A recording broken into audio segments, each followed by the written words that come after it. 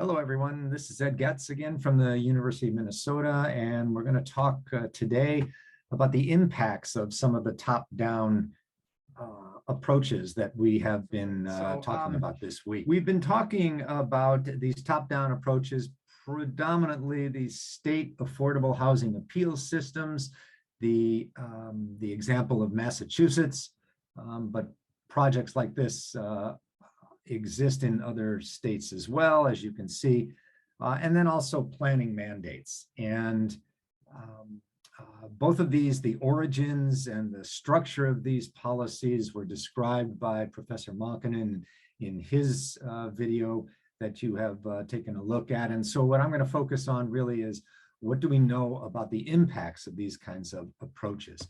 And before we go any further with this, I do want to make a distinction between program compliance and actual impact. Compliance being a kind of internal program characteristic. Is the community meeting the kinds of requirements and milestones within the program? Versus impact, which is much more external. We want to know, for example, whether there are actual changes occurring in the housing market, whether there are changes occurring in the development pattern or in the practices of developers as well. And so, for example, compliance with planning mandates means that you have an approved plan, and you get an approved plan by having a plan that accommodates the allocated growth or the projected growth, or a plan that accommodates the need for below market rate housing. And this is measured usually by the number of sites or the number of acres that are set aside for such housing.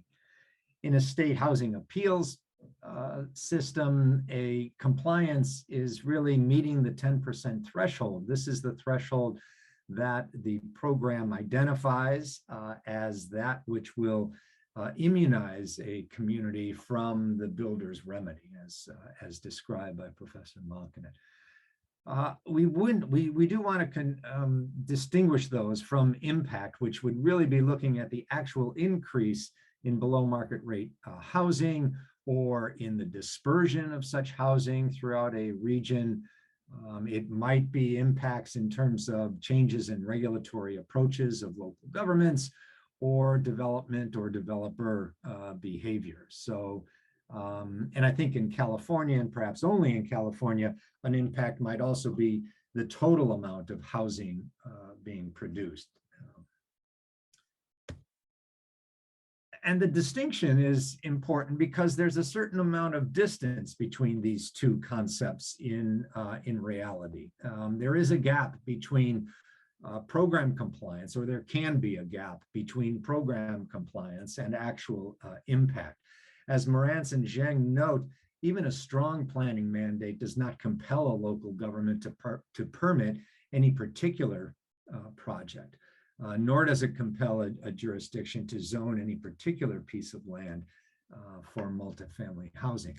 And even if that parcel of land is zoned for multifamily housing, there's no guarantee that that will actually produce such housing. Or if it produces such housing, there's no guarantee that that will be affordable at below market rate, right? So you can see that the distance is really quite significant between compliance in a planning mandate system and potential impact. And I think this recalls for us what Professor Malkinen noted about the importance of money, right? This is an external input that is needed, I think, in most cases, to produce impact and to, I think, reduce the gap between mere compliance on the one hand and impact on the other. So let's keep that in mind and move on to talk about impacts. And we're going to start with the state housing appeals system, and we're really going to focus on Massachusetts. Massachusetts has been the location of most of the research that's been done on this particular approach. And Fisher and Morantz back in 2015 noted that the Chapter 40 process was used primarily in municipalities that had access to jobs and that had comparatively strict regulatory requirements. So I think that this is a finding that suggests that the program was working well, that it is targeting change in those places where we want to see it, right? Where jobs are plentiful and restrictions might otherwise have negated such development. I think also Fisher and Marantz note that most of the units permitted in Boston during their study period used the comprehensive permitting process, suggesting that this particular element of the program was popular among developers and in fact changed developer behavior. So that's another type of positive impact. Marantz and Zheng in 2020 compared the different state appeals systems and concluded that the Massachusetts system was really more effective than others. It produced more units. It also produced a greater dispersion of below market rate units to higher income tracts. And I think that that's a study worth looking at if you want to understand more about the impacts of these different programs.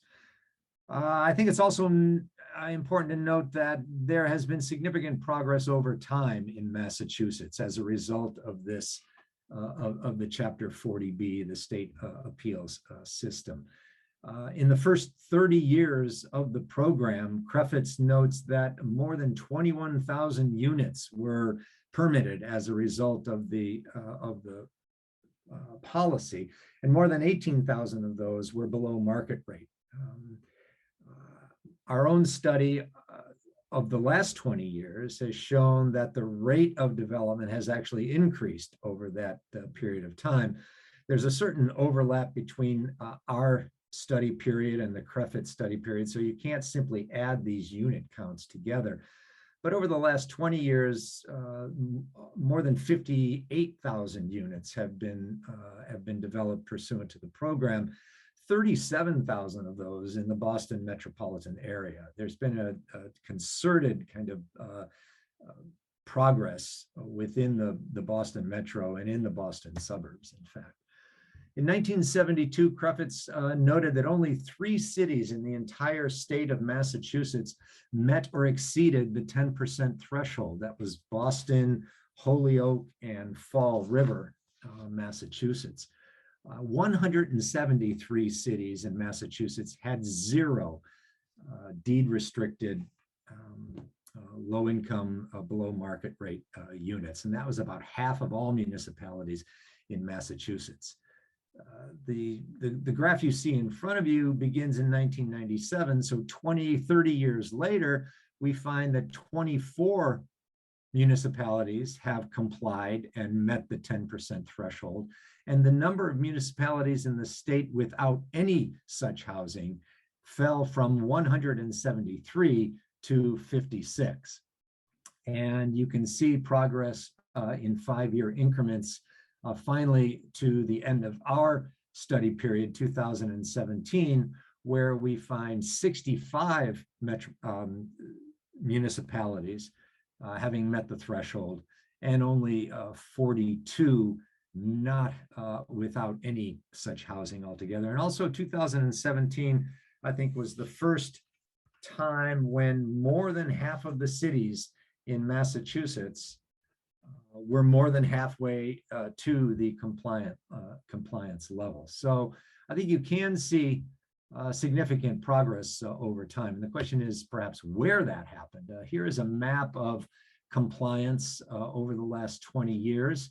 The blue indicating municipalities that have met the 10% threshold, and the very light green are those municipalities with no such housing. And I think there are a couple of patterns to note. The first and most significant pattern is the change in the Boston suburbs. You can see back in 1997, very few of the suburbs were very compliant with the program. Most of them had production levels of less than 5% of the housing stock.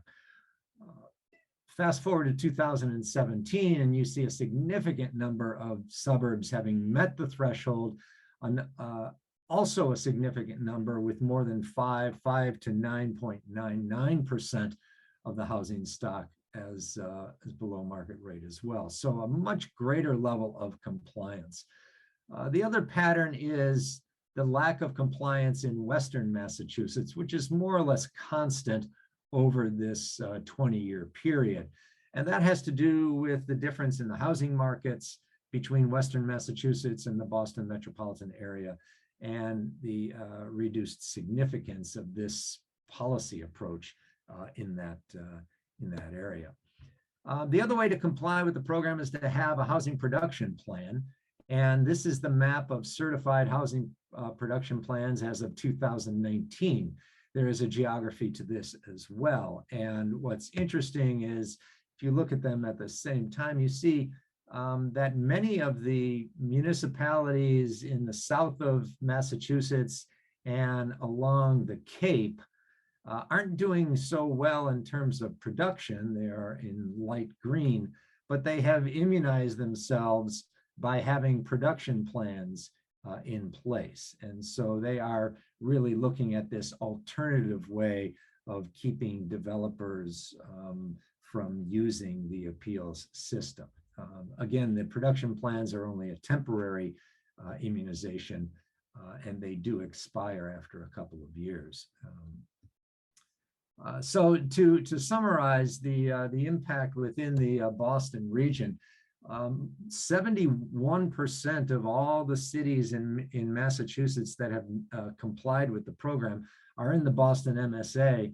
And really, the Boston MSA only accounts for 42% of all cities in Massachusetts. So you can see the concentration of compliance there, and then the relative lack of compliance outside of the Boston region as well. There are a couple of others. This is going longer than I anticipated. I'm going to go through here and talk about two effects. First of all, there is a plateau effect.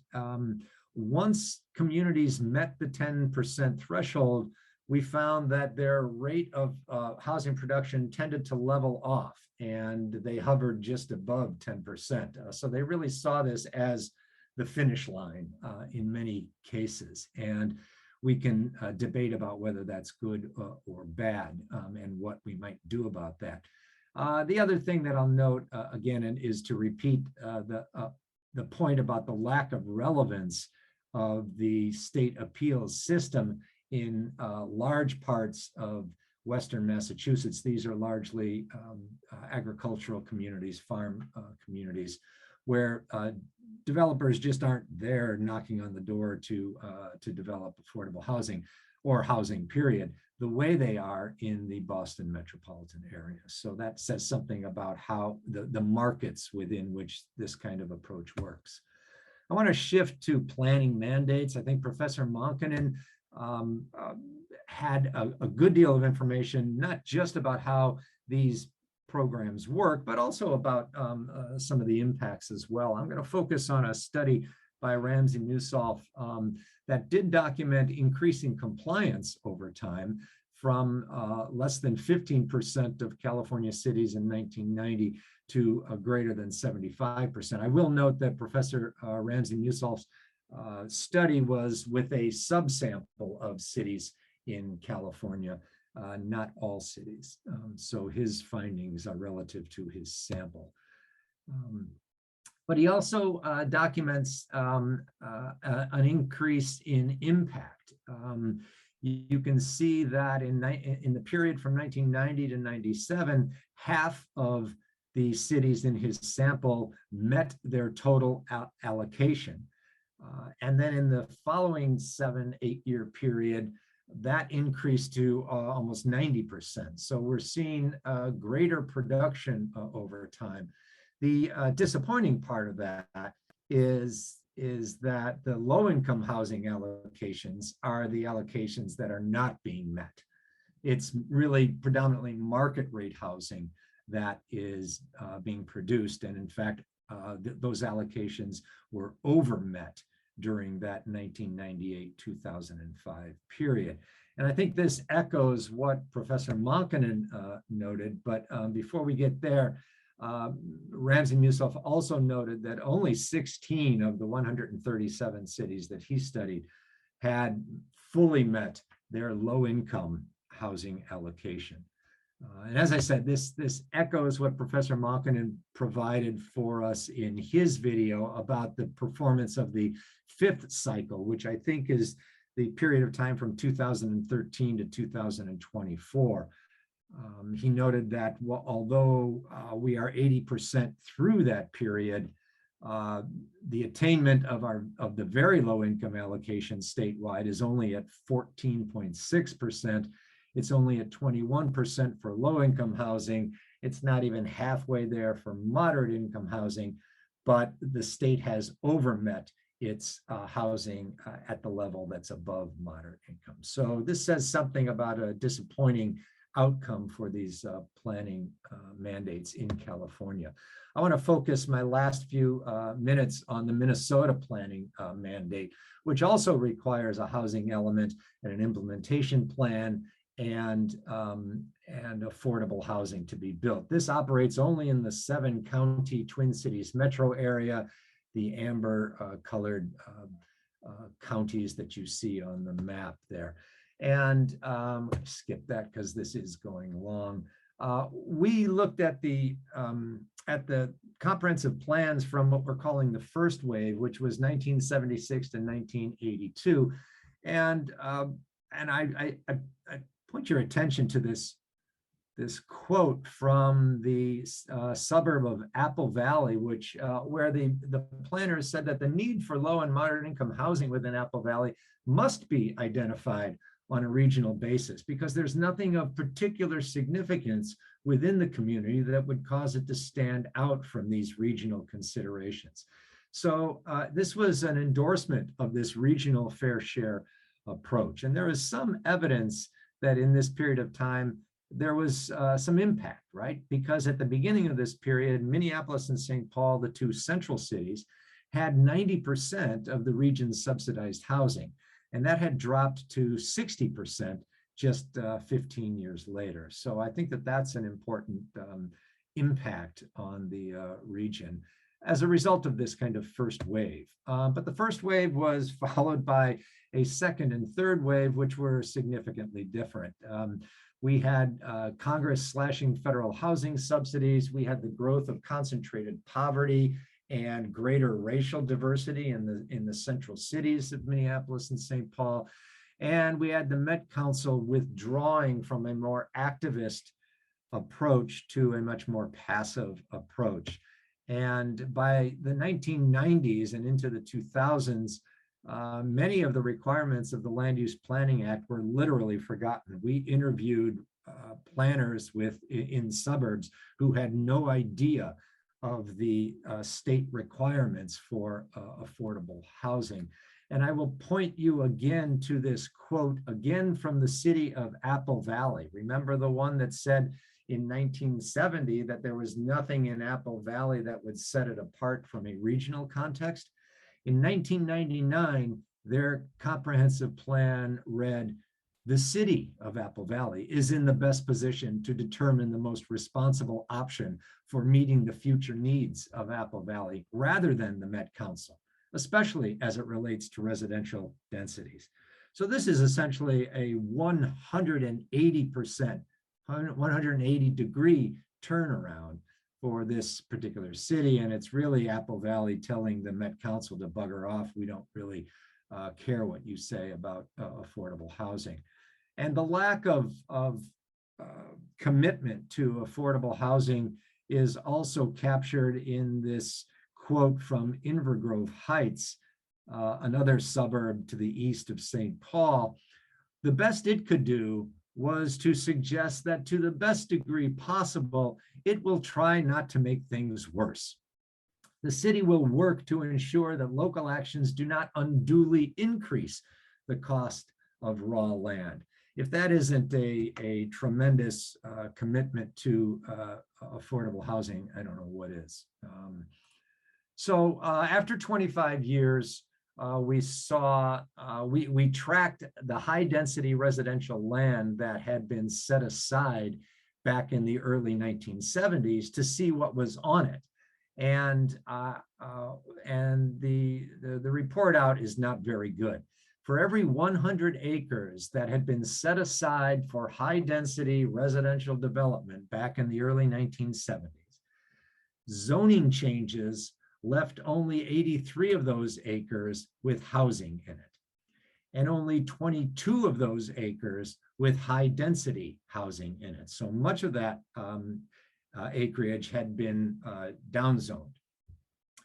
Only 20 of those 22 acres had housing on them, and 14 of those acres did not have housing on them when we started this study back in, or at the beginning of our study period in 1971, leaving only 5 acres that had new low and moderate income housing. For every 100 acres set aside back in the early 70s, by 2003, only 5 of those acres had new low mod housing, which means that if you really wanted to build all the low mod housing that you needed to have built, you would have had to set aside 20 times as many acres as communities generally did. And this, of course, reminds us again of what Professor Monkkonen said in his study, his look at California, where he concluded that you really had to set aside 12.5 times the number of sites for affordable housing development in order to get the number of units. So I think this really shows this gap, this enormous distance between compliance and impact. And I leave you with these 2 study questions, and with my apologies for having gone so long.